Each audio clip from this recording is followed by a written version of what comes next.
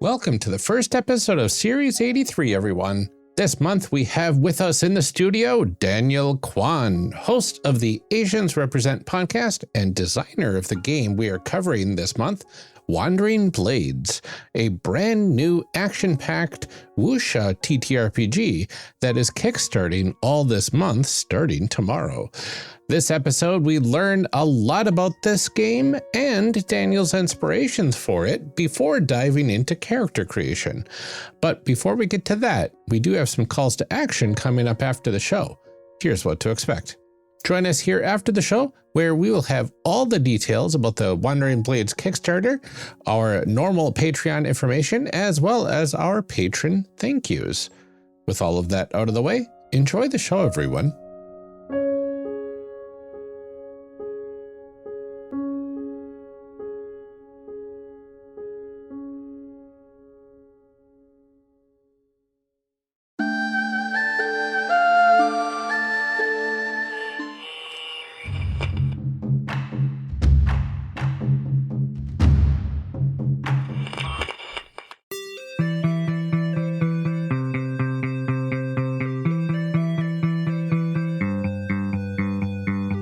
Welcome to Character Creation Cast, a show where we discuss and create characters, the best part of role-playing games, with guests using their favorite systems. I'm one of your hosts, Ryan, and this episode, my co-host Amelia and I are excited to welcome back previous guest of the show and fellow One Shot Network host of Asians Represent, Daniel Kwan, to talk about his brand new wuxia game called Wandering Blades. Daniel, welcome to Character Creation Cast. I'm really excited to have you back. As we determined, it's been like 5 years probably since you were last. It's been like, I think the number is 6. Yes. 6, 5 or 6, something like that. Yeah, October of 2019 was when our Ross Rifles series released. Many years. Too many years. There we go. In the before times, absolutely. Yeah. We're all much older and hopefully wiser since then. Mm-hmm. Don't push it. Older, certainly. But also, all of us are still making podcasts, so how much wiser could we possibly be? You know what? Maybe we're wiser because of the podcasting. Maybe. You know, the people that we've talked to, the games we've played. The wisdom or is the the games we've almost made played along the way. Yeah. The games we've almost played for character creation. Right, the games we have discussed the concept of playing. Mm-hmm. Can you tell our audience and yours, I guess, who you are, along with your pronouns, what sorts of things you do, where people can find you online, all of the information? Yeah, totally. My name's Daniel Kwan. I use he, him pronouns. I am a game designer, podcaster, cultural consultant. I have worked on over 40 tabletop RPGs / board games / war games in one of those roles. I've been working in the industry since 2018. I co-host the Asians Represent podcast alongside actually a new podcast on the One Shot Network called John Who. And it's the first movie podcast about action films. It is a movie about the filmography of Hong Kong director John Woo. Oh, yeah. So that's a new endeavor on the One Shot Network. But yeah, that's who I am. I'm currently working on finishing up a game called Wandering Blades. Then I guess that's what we're here to talk about, right? Because So Wandering Blades is kind of like an RPG of like violent martial arts melodrama. It can be played with like a single player and a GM or a group of players with a GM with the intent of emulating the cinematic language and tempo of wuxia action cinema, like Japanese animation and contemporary action video games. Yeah, so that's me. That's what I'm working on right now. Absolutely. Just like one or two things. Yeah, just one or two things. it's a handful. Yeah, after years of doing a lot of freelancing, like I've worked for like Wizards of the Coast, Critical Role, Paizo. I'm focusing on my own stuff right now. Yeah, what was the one? That's awesome. Did you work on that? Were you one of the people that worked on that Pathfinder? Yeah, so for Paizo, I worked on Tiansha. Yes, that one. Okay, I have not gotten to tell you because we haven't talked in person forever. That was so good. It was so good. It was so good. Thank you. I was so excited to read it because I was really like for that, right? Yes, you did because I nominated you for it. Well, me and 4 other people, we all have to agree. But yes, there's no favoritism. Yeah, There's no favoritism at the end. and I fully disclosed that I knew you, but no, I always get nervous. I mean, and I'm, you have a whole podcast about this kind of stuff. So like, I always get a little nervous when I'm like, oh boy, what are we going to do? Especially when it's like a bigger company, because there's not always a great history of, like quality Asian representation and things. And so like, I opened it up and I was like, this is so beautifully done and so lovingly done. And like, it was just interesting to sit there and read. And, it was so good. Those 2 books were a lot of fun to work on. I think for me, the highlight was like me and some of my other friends who were also working on it. We ended up just starting a home game together. And so my highlight of working on that was actually not the work itself. It was actually just playing Pathfinder with my friends.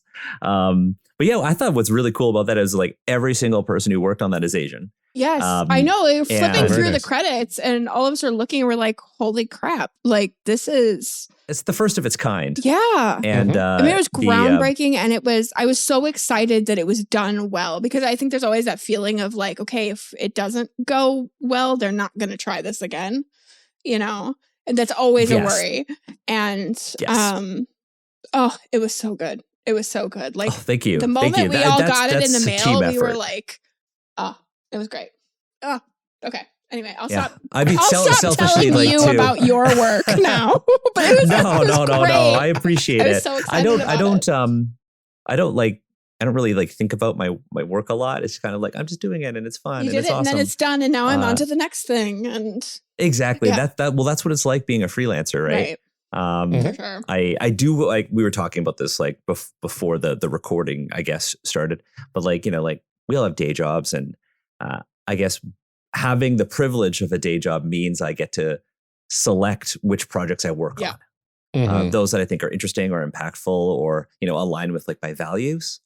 And so again, that's a privilege to be able to pick and choose which projects I work on, because not everybody gets that opportunity. Right. Yeah, absolutely. Yeah. Well, let's go ahead and learn a bit about Wandering Blades, and we'll start by discussing what this game is all about.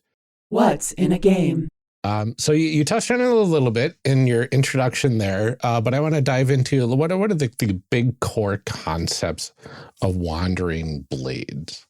Yeah. So like I said earlier, this is a game about highly skilled martial artists who sort of wander the lands to redress wrongs, to help the downtrodden and kind of free the innocent from oppressive forces. It's inspired by a genre of Chinese fiction called wuxia, which is centered around the adventures of martial artists who are capable of achieving seemingly like supernatural like abilities. And it's in these stories that there is a lot of drama within the martial arts world and the clash between the martial arts world and the world of, say, the government and the court. So in Wandering Blades, you are playing as people who operate within the world of the martial artists. You play as like knight errants or smugglers, outlaws, scholars, detectives, as you kind of go and try to help people in need. It's a game about sort of like chivalry and loyalty and individuality. Nice. Can you tell us a little bit about the setting of this game? So I think what's interesting about wuxia is that the setting is almost like secondary to the story. Like wuxia fiction takes place typically in like historical China. Yeah.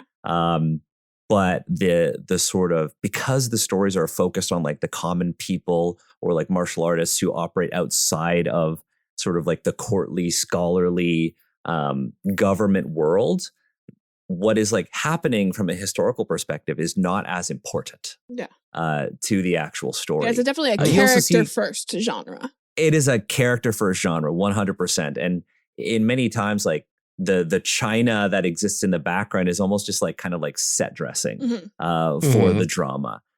Sure. And I know like folks who might be interested in this game are kind of, worried about like, well, like, what if I don't know about China? What if I don't know about this? The game has an entire section on, how to tell chivalric martial arts stories, like the core themes and like character themes, but also common themes for the types of stories like escort missions and rescue missions, revenge, redemption, and then there are also there's going to be inspiration on like the settings. So, but more about like themes, because in the world of martial arts, the things that you'll want in your stories are things like martial arts sects, like benevolent ones, malevolent ones, evil cults, corrupt officials, and things like that. I love a good evil cult. Big fan. Yeah, they're a big part of wuxia media, but also like the setting, like I said earlier, is less important because you see incredible wuxia stories that don't take place in historical China. There was a movie that came out last year called Twilight of the Warriors, Walled In. It's on Prime, if folks have Prime.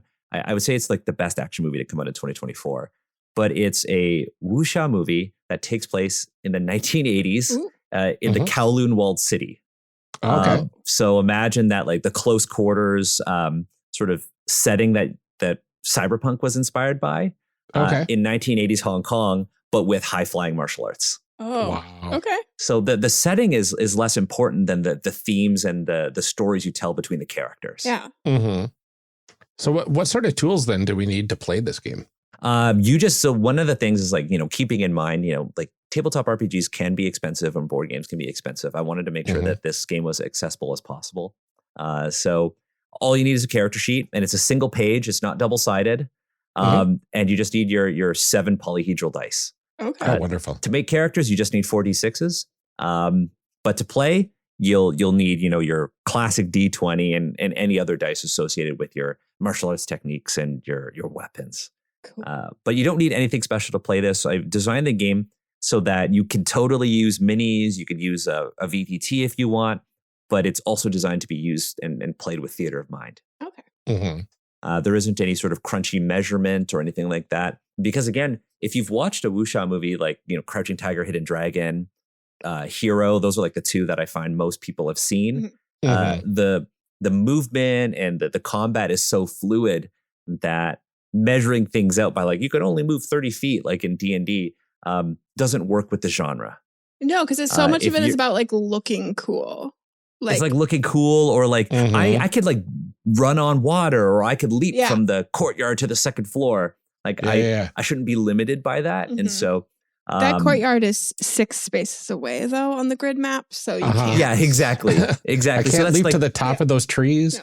Yeah. So that's not like that's a thing that I've tried to design for in this game, is making sure that the mechanics don't interfere with what you would expect of the genre.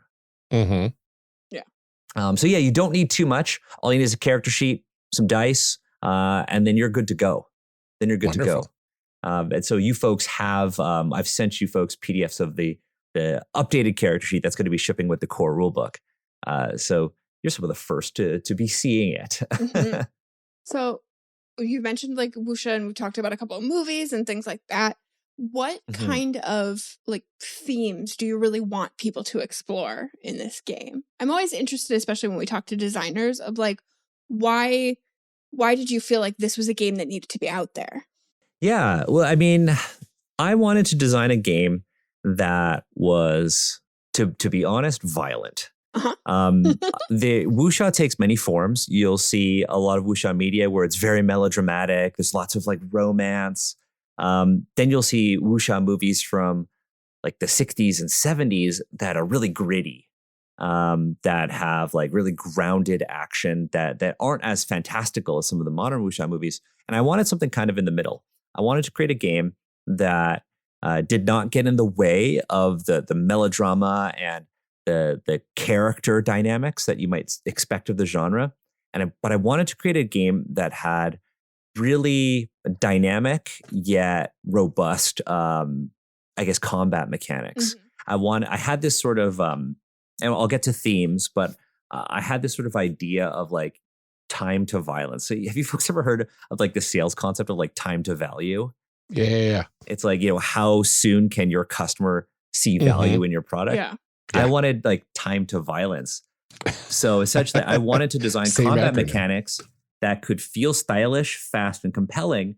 But I also wanted players to be able to engage in beautiful violence in as short a time as possible. No, that makes a lot of sense because I feel like in a lot of games, you know, like even other like wuxia games and stuff like that, like you do have to like take the time to like train up your character and get to the point where you can like do those cool things.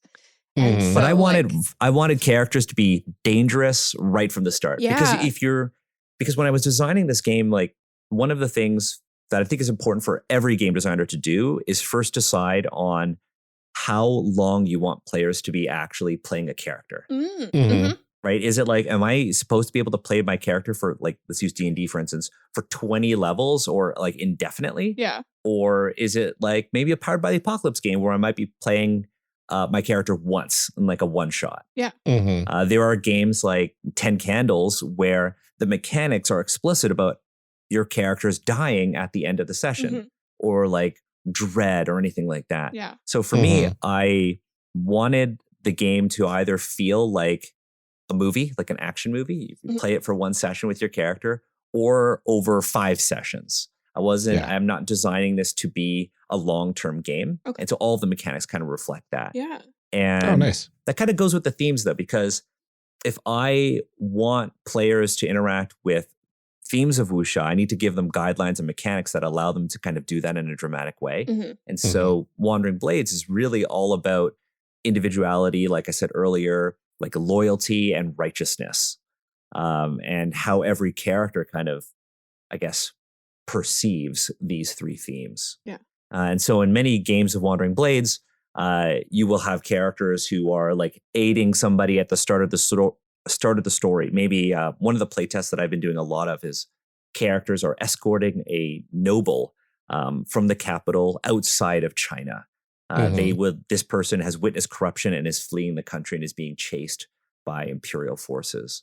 And a storm kind of pushes them off course and they find themselves at this sort of desolate roadhouse in the sort of arid parts of northwestern China. And so our story in that case is typically about like protecting this person who has witnessed corruption at the highest level. Sometimes I've done stories where, you know, folks walk into a village and they witness a local bandit gang, a group of bandits kind of like taxing the poor or like stealing from them or kidnapping. These are really like simple stories that you see in fiction. Or like protecting a group of children from their villainous uncle who wants to kill them because he wants to be next in line. Yeah. Oh, yeah. Something like that. These like classic, seemingly cliched storylines are the types of things that you'd be telling in Wandering Blades.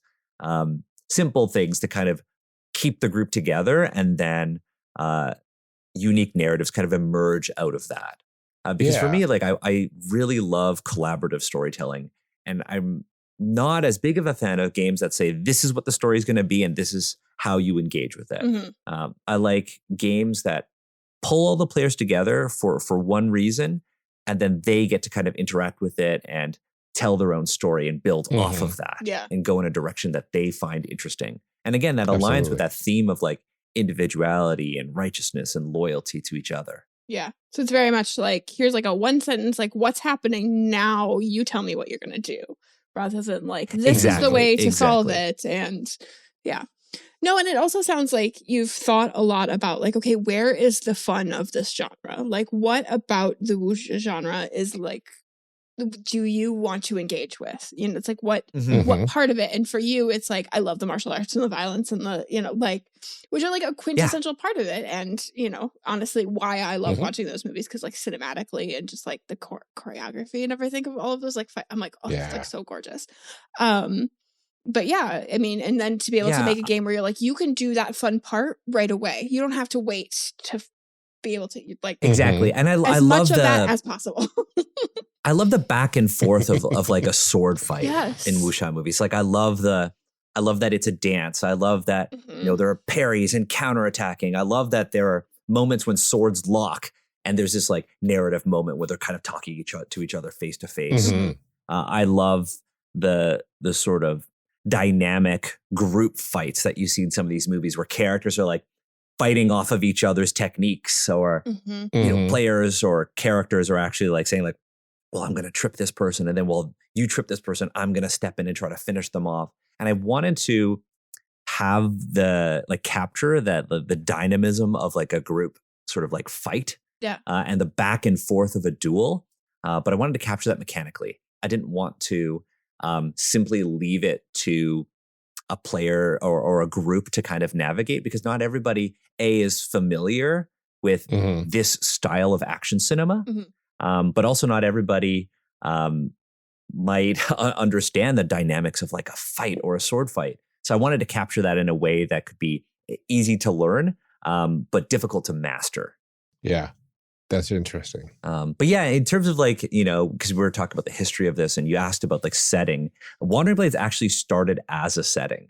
Okay. Like 2 years ago, before the, more than 2 years ago, the whole OGL thing happened with Wizards of the Coast in January of 2023.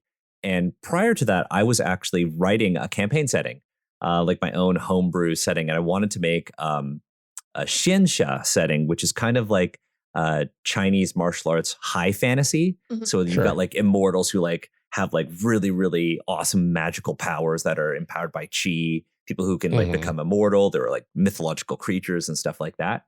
I was writing a setting that was inspired by that to use for 5th edition D&D that I wanted to publish. And then the whole OGL thing happened. Yeah. And I was kind of like, I don't know if I want to make this D&D anymore. Like, like, do people care about this? Or are people going to be playing D&D? There was just so much uncertainty about D&D at the time, and just publishing your own D&D stuff that I thought like, I don't want to have to deal with this uncertainty. Yeah. And so I kind of pivoted that month. And during that entire month when like Lynn Kodega was like reporting on all of this, I was just writing out a brand new system for myself. Yeah. And I was deeply inspired by this Chinese comic book called Biaoran Blades of the Guardians. It's kind of, it's not explicitly wuxia, but it is a martial arts low fantasy series about this wandering bodyguard named Daoma who carries a bag full of weapons, wandering across China with his little son. This is like his like toddler who travels with them, and they like hunt fugitives. And I thought that the great parent-child bonding activity. Yeah, it's kind of like a lone wolf and cub sort of thing, but in ancient China. I love that so but much. the action was amazing, and I loved the art, and I was like, I want this on the tabletop. And there was no other game that could emulate that. So that's what kind of caused me to ditch the fantastical elements of the setting that I was writing and to create a system to kind of replicate these stories. That's very cool. Yeah. Yeah. So I think of Wandering Blades as more of it is a game. It is also like a toolkit to kind of like tell the stories you want to tell. If you want to create, if you just want to do fighting, go for it. If you want to tell stories about martial artists who are wandering the world and exploring and dealing with, you know, things like assassins and stuff, maybe because of backstories, you could do that. But I've kind of changed my design sentiment, like I guess style, since we last talked when I was doing Ross Rifles. Ross Rifles was such a specific experience, which is kind of how you design a PBTA game in the first place. They are. By nature, the best PBTA games are very specific. Very narrow. Yeah. And when you try to go broad, that's where PBTA games kind of go wrong. That's where they're their weakest. Yep. And so I wanted to basically create a sort of like a toolbox experience for players to tell these like gritty martial arts stories. And yeah, that's where Wandering Blades was born. It was originally a setting and became more of a system to empower like people to tell violent stories. Absolutely. So as characters in Wandering Blades, like what sort of capabilities do we have? Is it like just the, like, I want to say low fantasy, I guess, level of, you know, wuxia, or is there also incorporating some of that like high fantasy magic sort of stuff that is present in some? The interesting thing about wuxia is that like the things that characters are capable of aren't considered magical. They're kind of like the result of hard work and dedication. Yeah. It's a very like grounded fantasy, quote unquote, if you want to put it that way. So there are 3 different classes, and they're all very distinct in how they operate. The first class is called the Yoxia, which is like the knight errant. the Yosha gets all of these really cool martial arts techniques. So you could do things like, swing your sword and create a gust of wind that can knock people off balance, or you can do like a dance with your sword and attack like 8 enemies surrounding you. Cool stuff like that. There's like an outlaw where you could make a character who's really good at being a black market merchant. You've got tons of connections. You could be an assassin if you wanted to. You could be a bandit leader, and you could have abilities where if you kill somebody very brutally, you can actually force the other combatants to run away and flee. Nice. There's like a scholar class that lets you either be a detective or a physician. So, the detective is somebody who, is not only skilled at martial arts, but is very good at breaking down scenes, gathering evidence at crime scenes, breaking down fights, or even pointing out weaknesses. And the physician is somebody who can attack, like you might have seen in martial arts movies, like meridian points, like acupoints. You can literally destroy somebody internally with your hands, or you can heal your allies. Yeah, the whole pressure points thing has always like that's a bit like the worst thing I would want to face in one of these scenarios. Yeah. And so one of the things that I've kind of been doing with the system is trying to capture the essence of all of the classic sort of wuxia characters or character tropes and make them possible in this game. Yeah. What other questions do you folks have? I want to talk more about this. I love. I know. I'm just looking because I'm like, some of these, like, like we've kind of talked about what's unique about it. We've talked about it. I don't know, Ryan, do you want to go into like the crowdfunding stuff?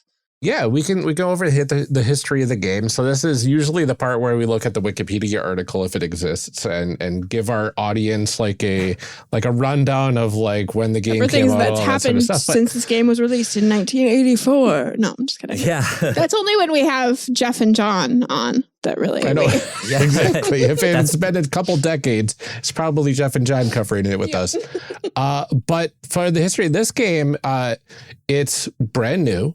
It's going to start crowdfunding tomorrow, the day that this episode releases on May 6th. And it might be a little bit past tomorrow for our patrons who get this episode early. But it's going to be crowdfunding in May. We're going to be running episodes for this all throughout May to showcase this game. And it sounds like the development first started just a couple of years ago, right? Yeah, I've been working on it for just a little over 2 years. This is like the first full game that I've done like on my own, basically. Yeah. Ross Rifles was like, a group, it was like the 3 of us doing Ross Rifles, kind of splitting the load with the writing. But I've done the majority of the writing and the design on this game myself. Yeah, what has that been like? Like, is that it's to been, not have, I don't know, I don't do been- well when I don't have somebody else to like bounce my ideas off of and to be like, you're spiraling, slow down. Like, I've had collaborators for that. To kind of like help out. There were some freelancers who I brought on to kind of make some contributions in areas where I couldn't. Like I have a friend who works in like video game localization. So he works on localizing video games in either Chinese or English. And he came in to write a whole section on how to name your character in Chinese. oh, that's so nice. cool. So for people who aren't like Chinese speakers, there's like a whole section on how to do it. I would be using that section. Yeah. I get so stressed so he about worked on names. that. But yeah, and I know that that's something a lot of people get stressed about. It's like, oh, this is a game that's like very like explicitly Chinese. And I don't want to do the racism. Yeah. Is what a lot of people get scared of. And so I want to make sure that in addition to this being like I said, a toolbox experience, a part of that toolbox is how to navigate this genre and the cultural elements. Yeah. Nice. So yeah, working on it alone for the most part has been actually like really fun and refreshing. My manuscript right now, it's almost, I'd say it's like 95%, 90% complete. My manuscript is like 19,700 words. That's so Wow. Right now. I want everything to be functional. I don't want there to be any fluff in this game. Like I want every single like word, sentence to be useful to like the GMs or the players. But working on it solo has been a lot of fun because again, like I have like full creative control. Yeah. Like I have like I established really early on my vision of the game. I wanted this specific experience. I wanted it to be an old school style game in vein of the OSR. Like I wanted gameplay to be like open-ended. I wanted it to be challenging. I wanted it to support emergent narratives. But I also wanted that really beautiful violence. So I found myself kind of putting a lot of my design work into the combat mechanics because that's where I wanted to create the most support. Yeah. Because if I over supported, say, like romance mechanics or, melodramatic game mechanics, then I'm telling people specifically how to do that. Yeah. And I wanted to leave that to players. I wanted to leave that to their GMs. I am a big fan of only rolling dice when you absolutely need to. And that's the case for this game. And so having kind of set like guiding principles of like, like I said, old school principles of like emergent narrative and freedom, beautiful violence, strategy over luck. There were some specific mechanical elements to the game where I try to balance randomness and uncertainty because those are two different things. Yeah. That toolbox experience. And then the idea of danger being everywhere. Like characters are very powerful out of the box. But just like wuxia fiction, you never know who's actually going to be a skilled martial artist. So I've had combat encounters that have been over in the first round and it's very, very cool. It's really epic, but the players use a lot of the resources. And so they now have to think about when do we want to get into a fight next? Because the next fight could be dangerous for us. You're not actually building up to being strong like in many other games. You're starting off very strong and every fight you get into weakens you. And so you have to balance that, like, the violence and the downtime in this game. Yeah. No, it sounds and like pick your you've fights carefully. Really spent a lot of time, again, like I said, like thinking about like where is the fun of this game. And I think that's a mistake that I see like a lot of, sort of like beginning designers do of like, I need to make mechanics for this and I need to make mechanics for this and I need to make, but whenever you put a rule in a game, it tells people like this is a thing that should be happening in your game because I've gone through the work to make a rule for it. So being careful and focusing on what things you actually make rules and mechanics for really indicates to somebody reading a game, this is what it's about. Yeah, and I actually learned recently that there's like a term for this, and it's like the fruitful void. Have you folks heard that term before? I have not. So the fruitful void is kind of an element of an RPG that isn't covered by the rules. So think of rules as like procedural elements. So there is a procedure for fighting in Wandering Blades. There is a procedure for downtime. There's a procedure for rest. There's a procedure for exploration. But there isn't a procedure for romance. Right. Sure. There isn't a procedure for, drama, quote unquote. And the lack of procedures, those parts of the game or those parts of the play experience are called the fruitful void. So the game is essentially made up of procedures and the space between procedures. Yeah. And so when I was designing this game, I wanted to be very purposeful about where I actually designed procedures. Yeah. I think that's I have not heard that term before, but I think, again, like I said, I think it's a mistake that sort of some people make, especially early on when you're like designing your first game and you're like, okay, well, what if this comes up at the table? I need to have rules for it. It's like, no, you don't. It's okay. You don't. And by not having rules, you are not saying that this can't come up in your game. You're simply saying, I leave that to you. I trust that you're smart enough to figure out how to resolve that. Exactly. And or you can engage with it however comfortable you are, right? Right. Because it lets, not only is like, so Wandering Blades kind of helps with that. Because I said there's no romance mechanics or there's no like drama mechanics. But there are sections of the book that talk about how romance is presented in wuxia fiction.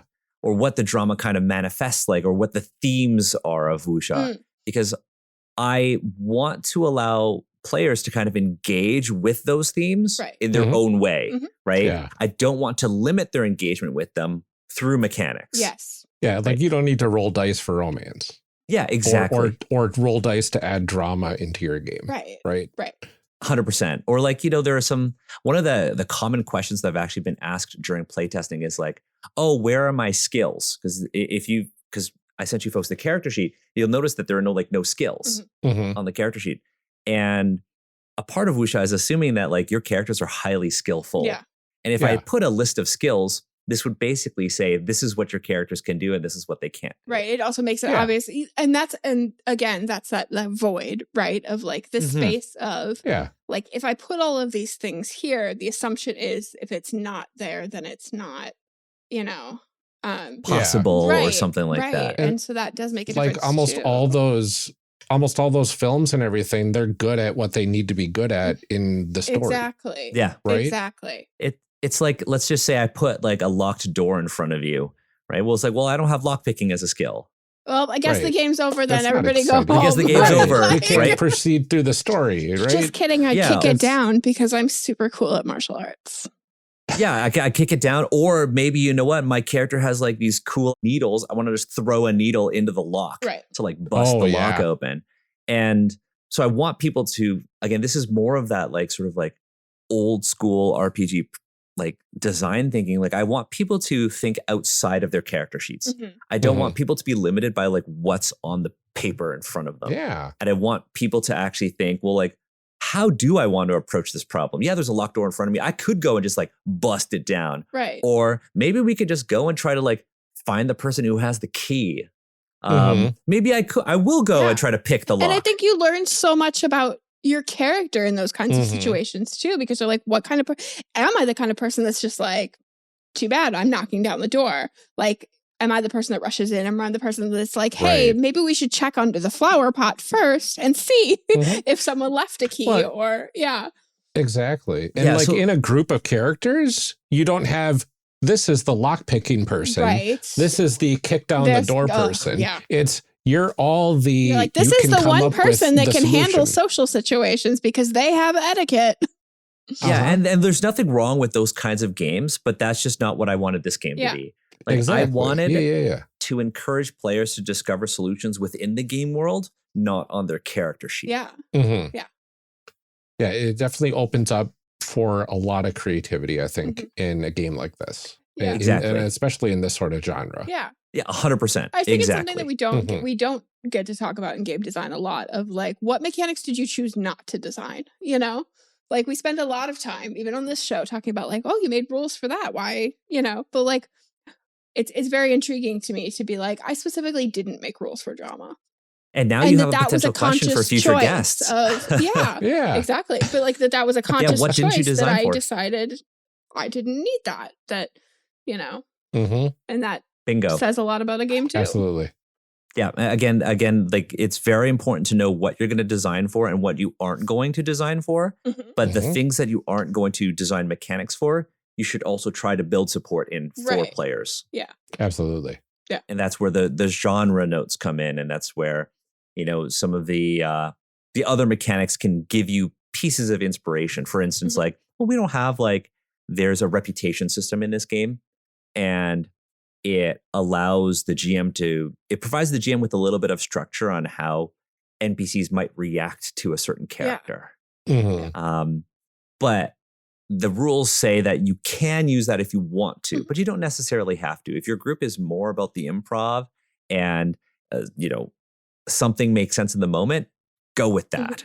Right. I don't want to tell you how to play the game. And in my opinion, like this isn't a video game. So technically every rule is optional. Right. Yeah, exactly.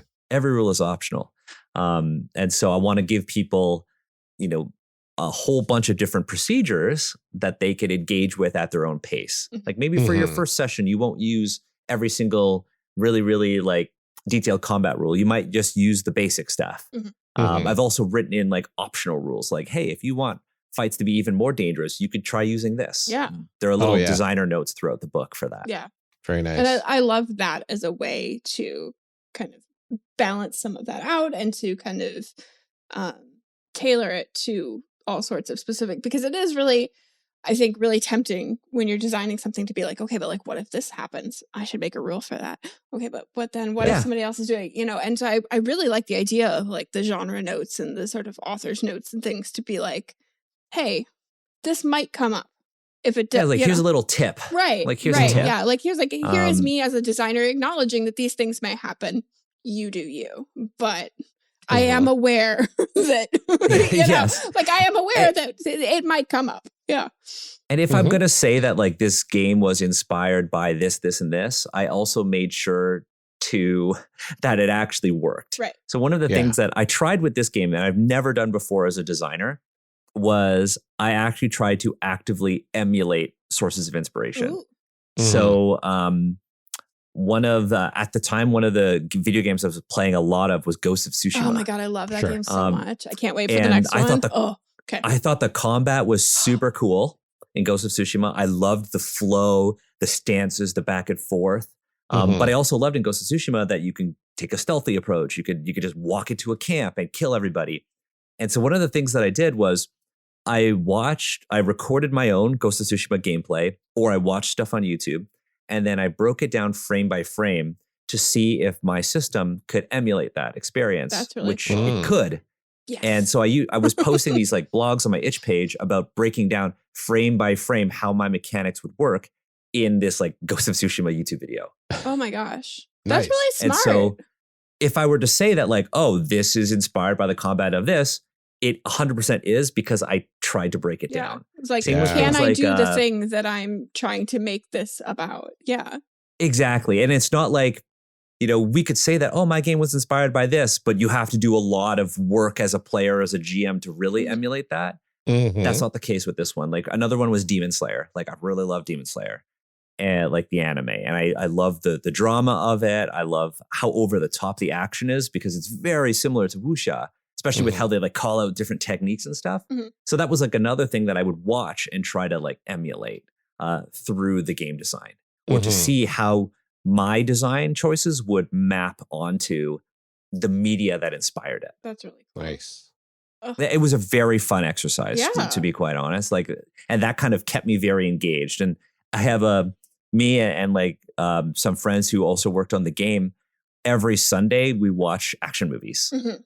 And so we're either always watching a new wuxia movie or a new action movie and trying to see like, oh, well, what could I take into Wandering Blades? Oh yeah. And so there are just like a ton of like my design notebook, which I did all like by hand.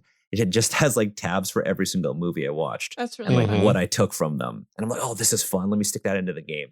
And it just kind of kept me engaged. Yeah, because it's like a fun way to like Amelia, keep up with your game design too, is to be like, yeah, because you said earlier that like, how do I stay on point? How do I focus? And Yeah. I created structure around that that's for myself. really cool. I love it. Absolutely. But that's also why it took 2 years to get to this point. Practice makes perfect, right? Yeah. Ross Rifles was 3 years, so I'm a year faster. Look at and that. I'm solo. So There you go. improvements have been made. All right.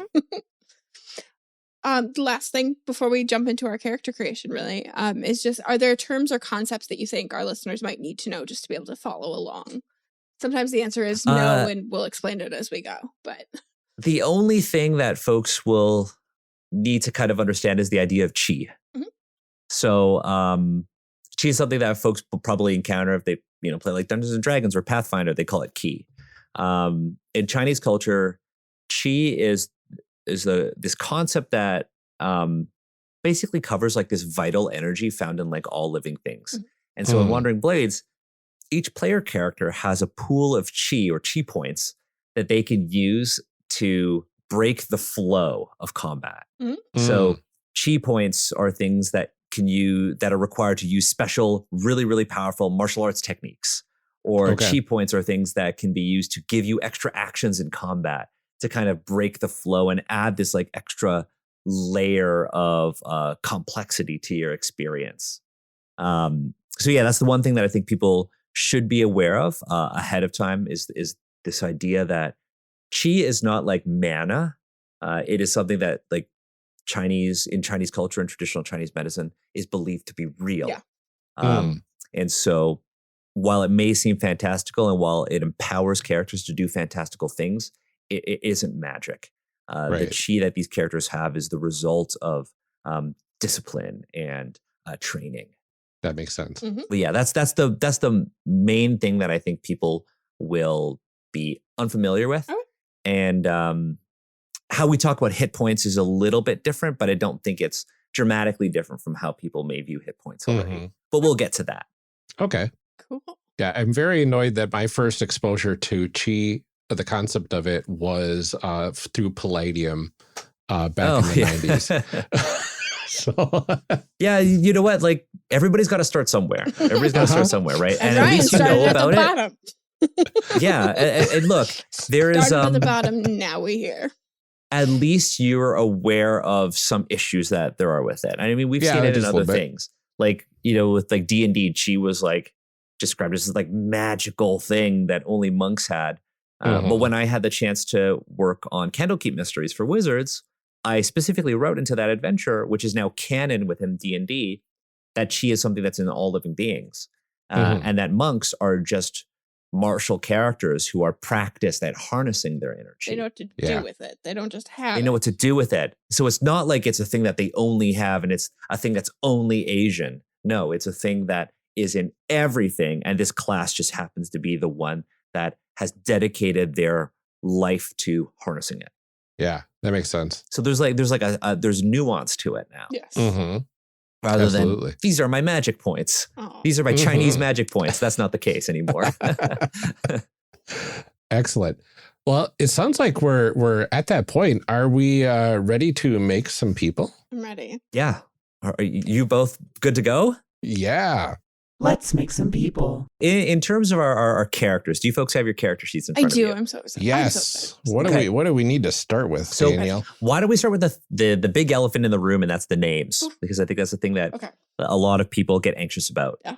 So Chinese names in general consist of either like one or two characters that tend to Mhm. carry like deep meanings that are imparted by parents. In wuxia stories, a character's name could actually be something that like contrasts their like current story arc or even hint at like eventual plot. Characters, there are like different kinds of names too. Like you would have like a family name, which is like your surname. But you could also have like a courtesy name. So characters who have like a background in like academia or from well-off families might actually have like a separate name. In Chinese culture, there are also things like working names and nicknames. Like a nickname could be something that doesn't even sound Chinese. If you look at one of the most influential wuxia movies of all time is a movie called Come Drink With Me, and it came out in 1966. Oh, okay. It is a very, very good movie, but the main character, her name is just Golden Swallow. Mm. It's not a Chinese name or anything.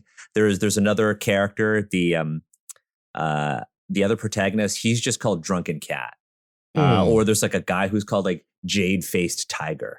So some of these things are like descriptive. And so when creating a character in Wandering Blades, you don't necessarily have to have like a Chinese name. You can have a name that is descriptive of like your style of fighting or what you want your character to be. Like Okay. some folks have been like, I'm going to pick like you could go on Wikipedia and find like common Chinese given names. Mm. And if you went and did that, you could go and be like, my character's name is like Three Sword something. Or I'm just called, I had a player who was just like, I'm just going to be called Cloudless.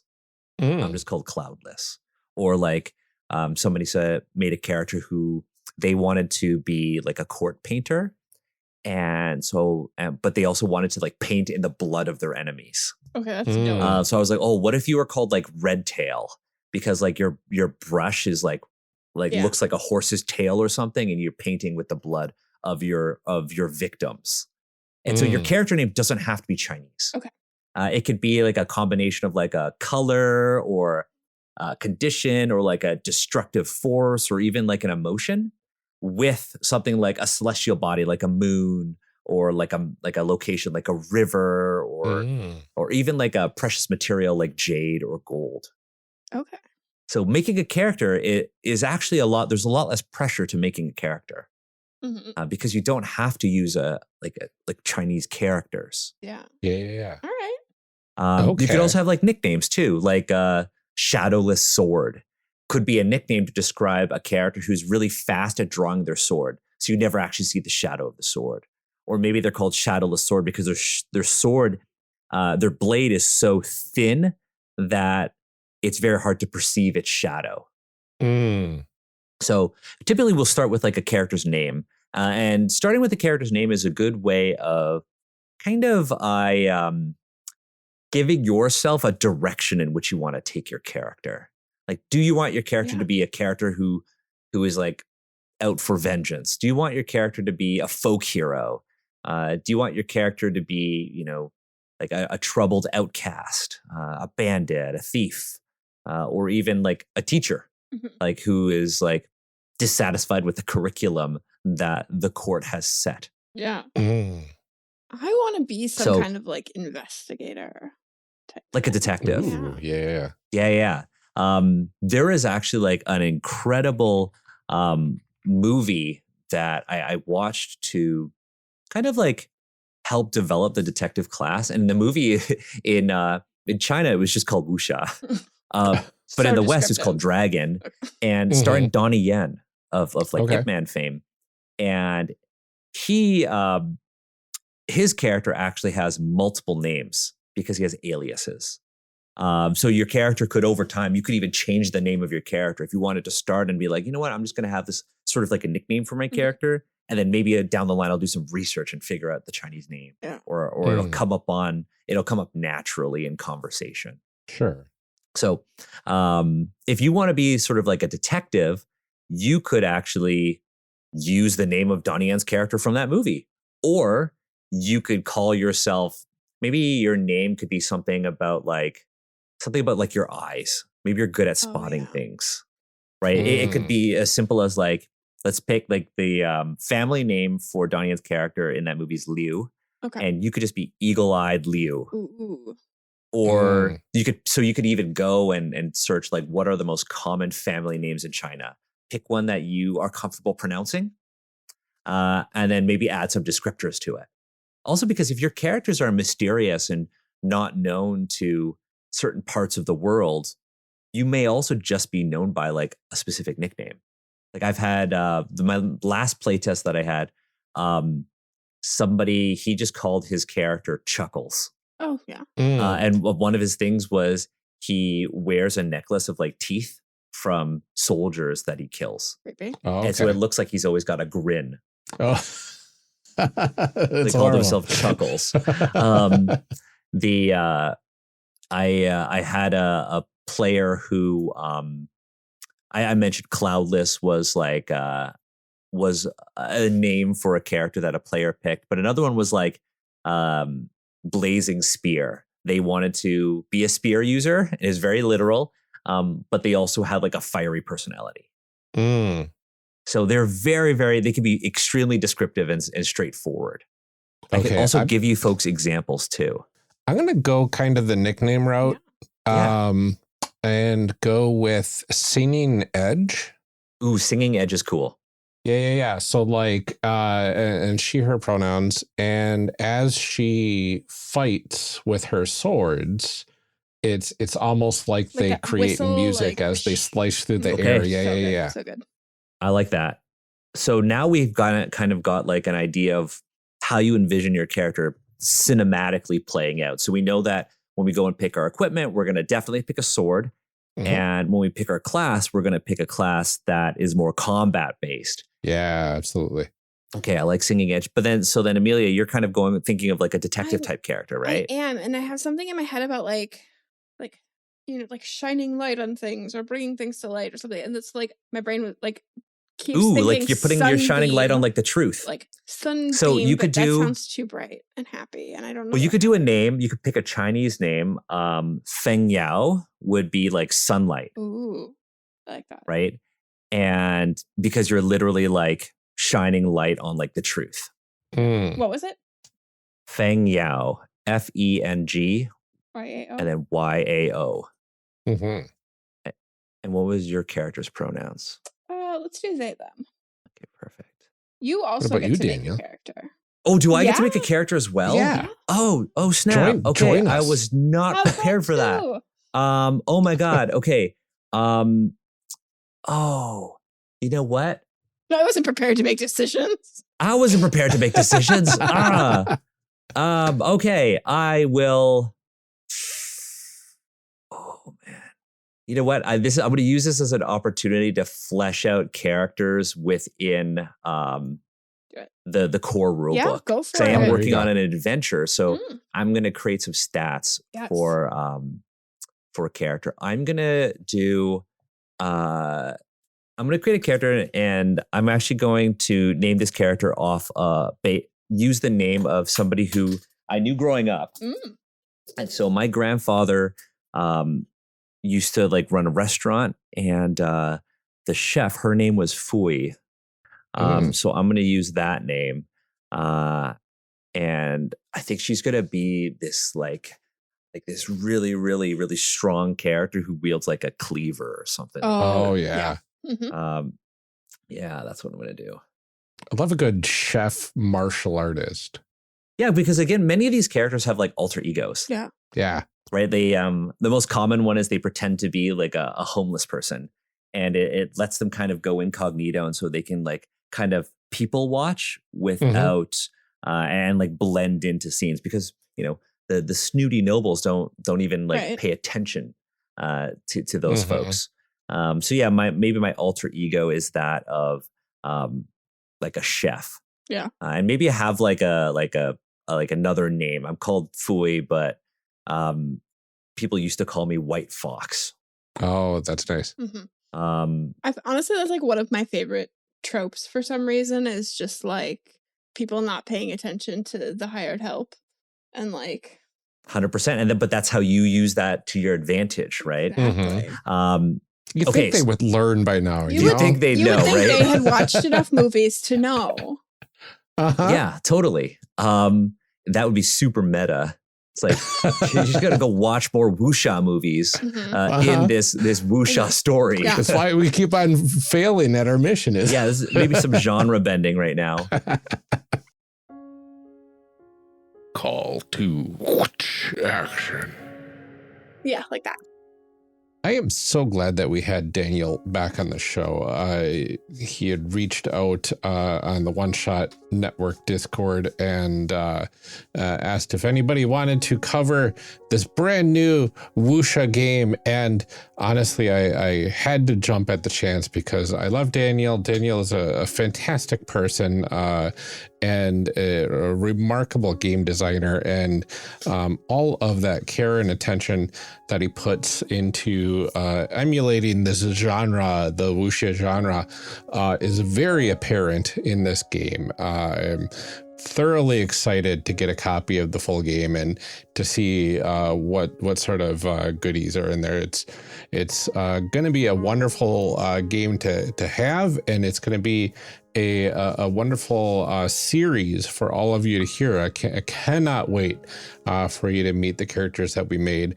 I know we got to names already this episode, which is very few games have us do the names first, but it will make a ton of sense as we get into the series. I guarantee that. But before we let you go for the day, we do have some calls to action. So first up, if you are enjoying what you're hearing in this series and you want to help back the game, the Kickstarter opens up tomorrow as of the release of the episode. That is May 6th, and it will be going throughout the month. Head on over to wanderingblades.com and it will take you right where you need to go. I'm really excited for this game based on this stuff that we recorded, and I can't wait for folks to hear more as the weeks go on. So let's help make this Kickstarter a resounding success. In addition to all of that, we would love it if you checked out the C3 Patreon at patreon.com/charactercreationcast. If you are able to help us out, it would allow us to do so much more for the community and for the show itself.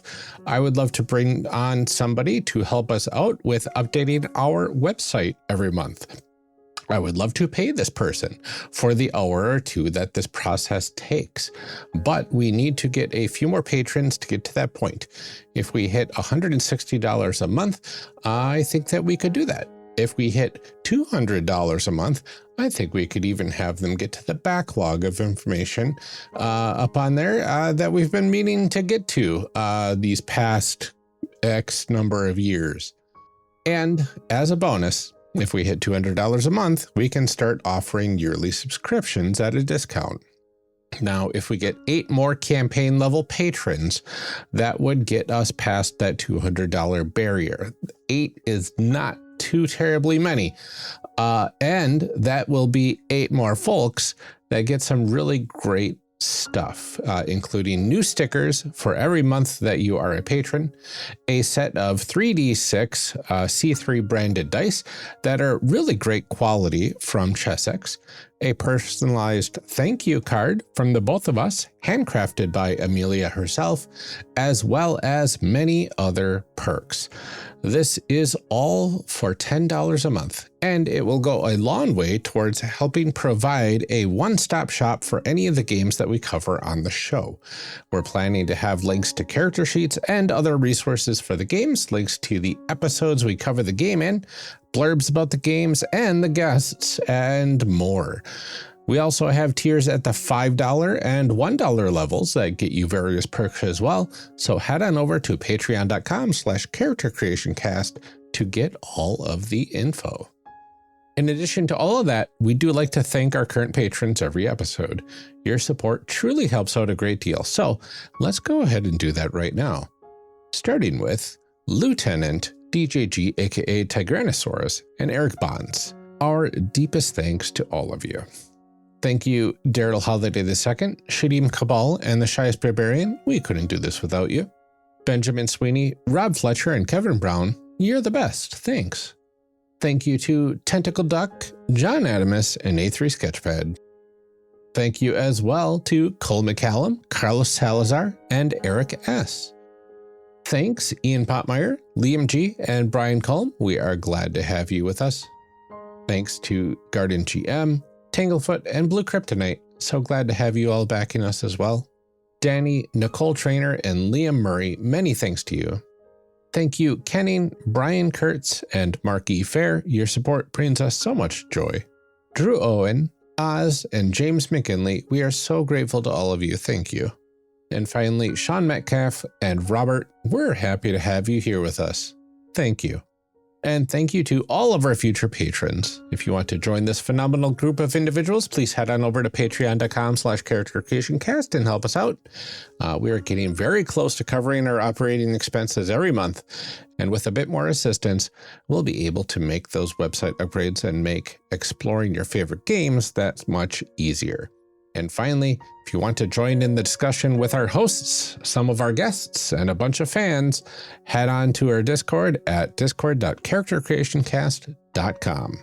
That's all we have for today's episode. Please join us here next week, where we will be finishing up our characters for Wandering Blades. Until then, take care, everyone. Stay safe, drink some water, and keep making those amazing people. We'll see you next time.